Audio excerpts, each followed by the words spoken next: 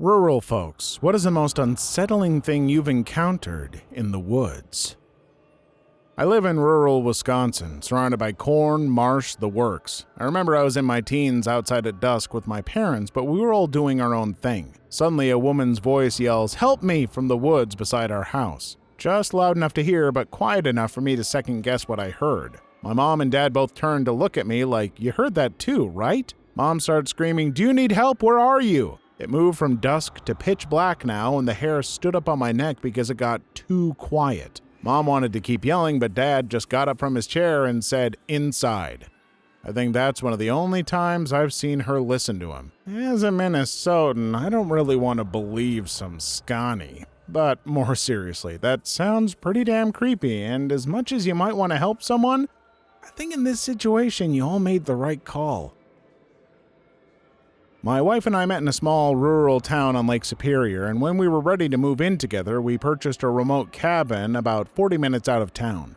It was an incredibly idyllic and peaceful existence for 2 years when we decided it was time to move closer to family. We had packed all of our items except for 2 mason jars we had used for celebratory glasses of wine on our last night. When we woke up in the morning, both glasses were destroyed throughout our dining room. It was not like a normal fall with pieces of glass on the floor. There were shards in other rooms, on windowsills 10 feet away from the table, and some pieces of glass were ground into a fine powder. I cannot think of a logical explanation of what happened. Whatever would have created the force to do that damage to the glasses would have woken us up. I'm absolutely at a loss of what happened and still think about it frequently all these years later. I lived way out in the country when I was 15 years old. So way out, it would take us an hour to the closest grocery store, and it would take the cops 45 minutes to get to our house. No neighbors close by. If something happened, no one would hear you scream. One night I got a gut feeling in my stomach that something wasn't right. I ignored it and went to sleep thinking it was just anxiety. Then I woke up to a blood-curdling scream at 2 a.m. I was absolutely terrified. These screams were demonic, switching between a high-pitched screech of a woman to a growl of a man. My entire family woke up and my stepdad got his shotgun. My stepdad went outside. Mind you, this is the country and there are no streetlights. It is pitch black other than the porch light above us. The screaming and screeching continues. It sounds like 2 people. My sister had gone out with her boyfriend earlier that day and still hadn't returned. Based off the screaming, my mom thought my sister was being murdered in the woods by her then boyfriend. My mom started screaming, "Jason!" fake name. "Jason, you let go of her! Get your hands off her! Where are you?" Then it goes absolutely silent. We were scared thinking she's dead and he's coming for us next. Then another noise begins, and it's the voice of a man/demon. He yells, "I am Jacob. I am the Son of God. I am chosen to find the baby. Only I can make this passage. Only I can find this baby in Valine." Now, we're really scared, thinking my sister's boyfriend is part of a cult and going to kill us all. My mom finally calls the police. All the while, this person is screeching and howling and creeping closer and closer to our house. After about 30 minutes of this, we finally see the outline of a person in our field of vision, right next to our car. My stepdad shoots near, yells, "Don't get any closer now." Person creeps closer, stepdad shoots closer. "Now don't make me kill you," he yells. With that second shot, we hear the person run back up the woods, and we wait for the police to arrive. Finally, after 45 minutes, the police car comes through and shines light on the perpetrator. We cannot believe what we see. It's a skinny, completely naked, shaved-head man crawling on all fours like a gorilla, or like Gollum from Lord of the Rings, if that's easier to picture. The police grab him screeching and howling the entire time. The cops didn't even come down to explain what was happening. They just took off and we had to go back to sleep like nothing happened. The next day we had to call the police to find out what happened and who this was. Apparently, this was one of our neighbors who was a repeat drug offender. Our neighbor mixed a bunch of drugs together and tripped out a little too hard. It was actually unfortunate to hear he succumbed to his addictions a couple of years later. He was very young. This was a terrifying night, and for those who don't live in the country, this is the true horrors we have to face. Unemployment, drug and alcohol addictions, and domestic abuse. These issues can run rampant in rural areas, and I hope our areas will get better one day. That would absolutely have scared the literal crap out of me. I would have been hiding in a room in a panic, just not knowing what the hell to do. I'm glad you were okay in the end, and sorry to hear about your neighbor. So, a long time ago, I was at a friend's ranch-style house on a little bit of land, and it was time for me to head home. Walked outside, and it's close to midnight, but the moon is almost full, so it's really bright. I'm parked back in the sticks a little bit, so it took me a second to get there, and as I near my truck, I hear a low growl/snort, and this beating of feet against the ground. Super loud, but not as loud as a horse, nor as steady. Just kept getting louder and louder. I get freaked out, so I run to my truck and fumble my keys, getting them out of my pocket, and they fall to the ground just like some horror movie. I bend over to grab them, and that's when I see something about as tall as my waist round the end of my pickup bed. I immediately knew it was a effing werewolf and that it was for me. So this beast just slams into me, knocks me to the ground, and jacked up my elbow. And that's how I met Cookie the Great Dane. Apparently, she belonged to an elderly couple about 40 acres over and would get bored and get out of the fence. I ran in to grab my friends, and we played with her another hour before I headed home. Cookie became a staple around the ranch house, and she always would wait for us when we pulled up. As the owner of a Great Dane named Gaz, since people always ask in the comments, I can confirm that this story is 100% plausible and likely.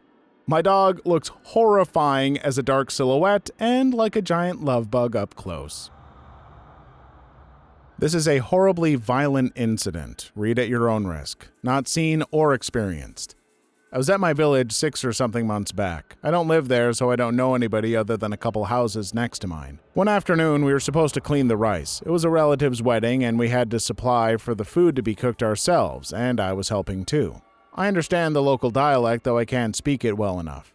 There were aunts, grandmas, sisters, and all the women available. They started gossiping about an incident happening in the house next to theirs. The incident was a young girl about 20 was so brutally beat up by her own brother in front of the crowd of folks, not by hand, not by stick, but a giant butt frame of a bed and something metal. Then he had pinned her to the ground in a chokehold until she was unconscious. Her mother was there were men, there were adults. Nobody did anything. She was later admitted in the hospital with broken ribs and a couple more severe injuries, all because she answered to her brother rudely. Not exactly rude, but kind of back-answered, or I think she said no to something he had demanded, I'm not sure. People didn't think anything, just watched the whole show and excused the effing monster, saying he was possibly possessed, or he is not like that. I had heard about this incident 2 days after this happened. When I talked to my grandma about it or asked her to file a complaint, she said, "That is not our matter. We don't poke our noses in someone else's houses, no matter how criminally offensive that is." That was the most shocking thing I have heard. My uncle used to live out in the country on a plot he said was a little less than 8 acres. His closest neighbors weren't terribly far away, within quick driving distance, but also just far enough that walking wasn't very viable. Anyways, I spent my 8th grade summer there, and he had one story that scared the crap out of me back then. He had an array of animals on the farm, 3 hunting dogs, pigeons, dozens of chickens, other various birds, a few goats, and a lone horse. And every night he would make his rounds through his farm just to make sure everybody was where they were supposed to be and that everything was locked up. One night as he's walking back to his house, his dogs start going wild. He initially doesn't give care to it and continues on his way, but his dogs are just relentlessly barking. He points his flashlight around, doesn't see anything. He gets to the back door of his house, his dogs are still barking, and so he turns around one last time. Way out in his field, he says he does see what looks like a moving shadow. He automatically assumes it's a coyote or some other wild animal and just goes inside. The next night, as he goes out to make his rounds, he says he was immediately stopped as he spotted some sort of shadowy figure just a little distance away from his barn. He didn't say anything, but he did take out his gun. Again, his initial thought was maybe a coyote trying to get his chickens. However, as he took a few steps, he said the figure suddenly stood up, almost human-like, and ran into the field covered in darkness.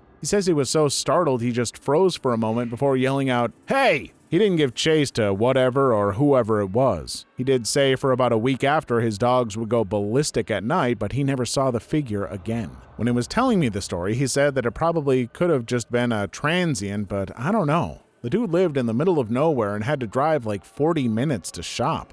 Seems incredibly bizarre for some random homeless to even be in that area. He said it could have also been a black bear, but I don't know either. He wasn't even close to the kind of area I would think black bears inhabit. Dude lived in a rural country farming area, not anywhere remotely close to mountains, forests, etc.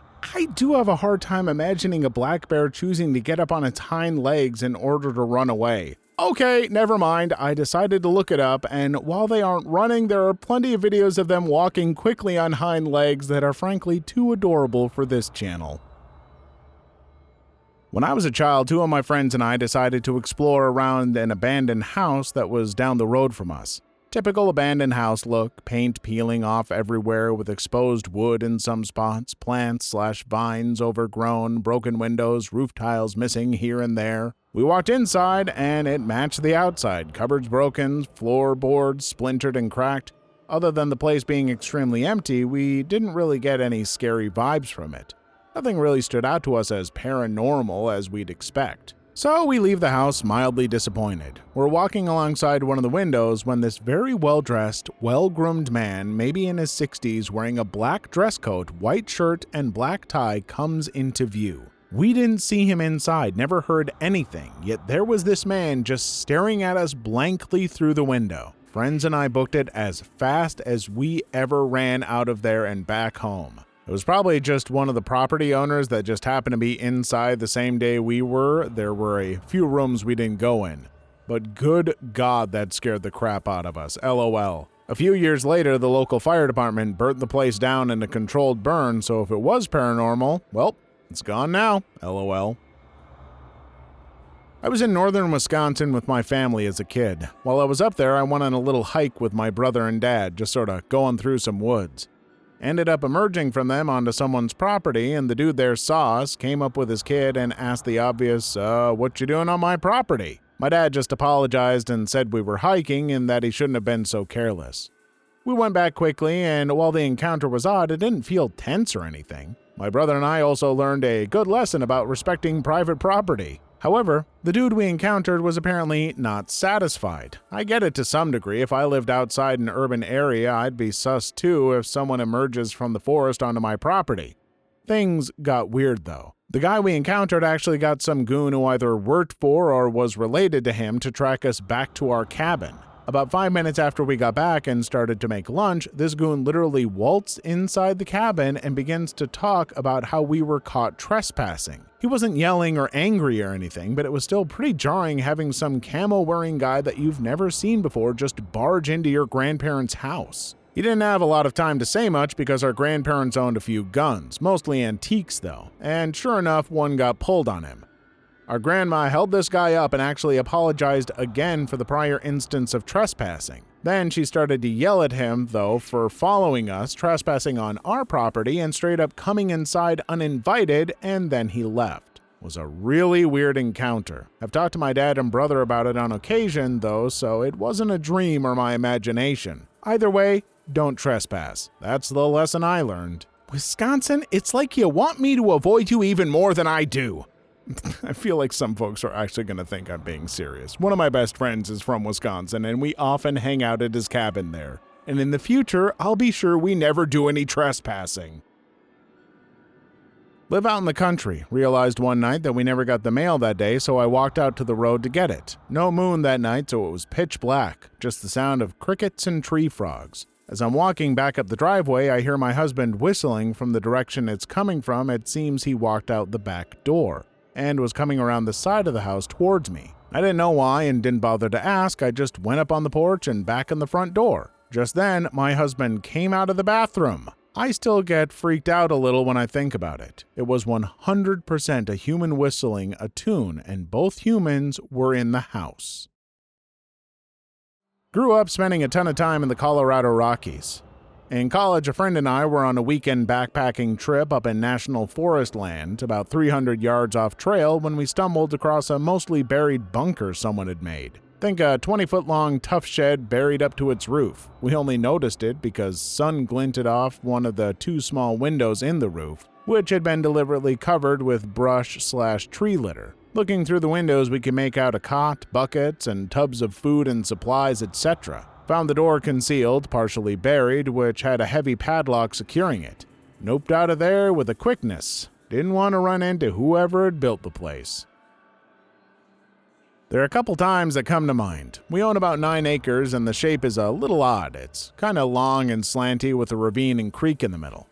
The house is at the front half and the pastures are at the back, so there's a dirty clay gravel road through the dense forest down the ravine, over the creek, and back up to where the houses are. I usually walk because the more I drive on the road, the more maintenance it needs, and I'm sort of lazy. The first creepy experience was when I was walking down to feed the horses and it was getting close to dusk. I was by myself, but the forest was pretty quiet and peaceful. I sneezed, and in a thicket to my left, something made a similar noise, but it was not human. It was a deeper-pitched, snortier sneeze sound. I didn't like that at all at the time, but I assume now I startled a deer or something. The other time I was walking in the same area with my husband, but it was nighttime. At night it gets super dark being a rural forest, so we had flashlights. As we're walking along and talking, we hear the weirdest noise way up in the tops of the tulip poplars above our heads. It sounded like some strange monkey laughing, but deeper and slower than any monkey I've heard. You could also hear the sound of something big jumping from branch to branch. We tried shining the flashlights up there, but we couldn't see that high in the trees.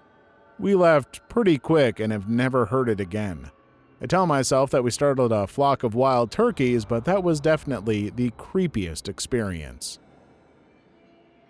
I was walking home from my friend one evening. The path took me downhill through a forest. It was quite late, so it was really dark, but there was just enough moonlight shining through the trees that it was possible to walk on the path without a flashlight. Just as I was about the middle of my path, I started hearing twigs snapping and dry leaves cracking under footsteps on my immediate right. I froze and looked if I could see anyone. Nobody was there. Then the grumbling became audible, like a big creature grumbling just to my right. It was loud and right next to me.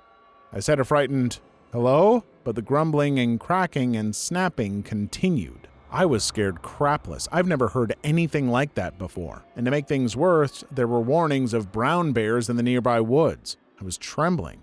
I somehow pulled my phone out, turned on the flashlight, and shined it in front of me. What I saw was nothing. But the grumbling continued. So I shone the flashlight down to the ground. That's when I saw it. A goddamn hedgehog. He was about a meter from me, burrowing for worms or God knows what. But the sound it was making, it made it sound like it was a creature 100 times bigger. I wanted to pump that little effort down into the valley. So yeah, that's the one time I almost crapped my pants due to fear in the forest.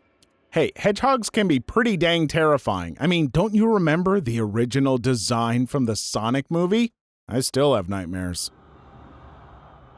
My grandparents had an acreage when we were kids, with a cabin he had built way in the back as a sort of getaway spot for his grandchildren. Really nice secluded spot that looked over a field and took about 5 minutes to get on quad. On the summer of their 50th wedding anniversary, they had all their friends over, a group of people that spanned from all over North America to celebrate. Most of them had kids/grandkids who were around my age, 18 at the time, so we all stayed out in the cabin.